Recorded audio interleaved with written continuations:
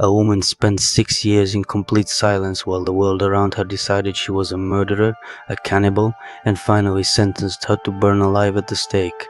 And she never said a single word in her own defense, because speaking even once would have condemned her 6 brothers to remain birds forever. This is what the Brothers Grimm published in 1812. This is grim and true. A king lost in a vast forest with no path leading home met an old woman who offered to guide him out, but only if he agreed to marry her daughter. Desperate, he agreed, though something about the daughter's beauty unsettled him from the very first meeting. He was right to be unsettled. She was a witch.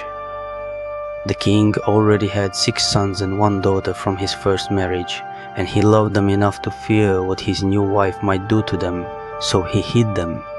He built a lonely castle deep in an impenetrable forest, reachable only by a single ball of magic yarn that unwound itself into a path whenever he needed to visit. This story was published by the Grimms in 1812 as tale number 49, and unlike most of their tales, its horror is not confined to a single act. It stretches across 6 full years of enforced total silence. For a while the king's secret held. Then one day his new wife found the ball of yarn.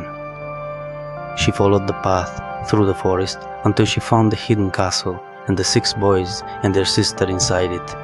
Unable to touch them directly, she sewed 6 small white shirts from magic silk and, one at a time, threw each shirt over a brother's shoulders.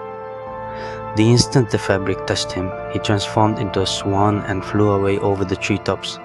Only the sister, hidden nearby, escaped being seen. Alone in the forest, grieving 6 brothers she believed lost forever, she wandered until she found them again, swimming on a lake for exactly 15 minutes each evening, the only window in which they returned to human form before the curse pulled them back into feathers. In that brief window, they told her the only way to break the spell. She would need to sew 6 shirts from starboard flowers, working in complete silence for 6 years. If she spoke even one single word, or laughed even once, before the shirts were finished, her brothers would remain swans forever. She began immediately. She climbed into a tree to sew and to sleep, gathering flowers by day and stitching by night, speaking to no one, not even when a passing king's hunting party found her and asked her name. Struck by her silent beauty, the king brought her home and married her anyway, accepting a wife who would not or could not say a single word. His mother despised her from the first day and called her a beggar, unworthy of the crown. When the young queen gave birth to her first child, the king's mother stole the infant away in the night and smeared blood across the sleeping queen's mouth, then told the king his wife had devoured her own baby. He refused to believe it. She did it again with the second child. Then a third time. Each time, the queen sat in absolute silence, sewing, offering no defense, because any word out of her mouth would cost her brothers everything. By the 3rd accusation, the court could no longer be held back. The people demanded the queen answer for what looked like 3 murdered children, and when she said nothing, offering not even a single word to save her own life, the judges sentenced her to be burned at the stake as a witch and a child killer. They dragged her to the pyre on the very last day of her 6 years of silence. She carried the 6 unfinished shirts of Star Wars with her, one still missing its left sleeve. And as the flames were about to be lit, 6 swans came down out of the sky toward her. She threw the shirts over them, one over each brother, and the moment the fabric touched their feathers, they became men again, whole and human, standing before the entire court.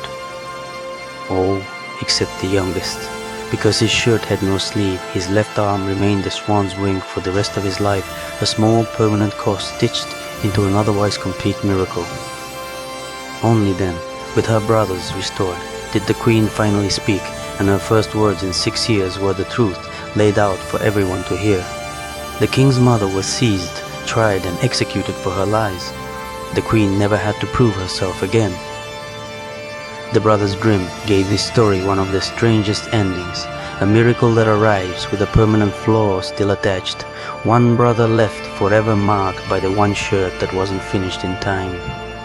Modern retellings almost always drop the cannibalism accusation and the burning at the stake entirely.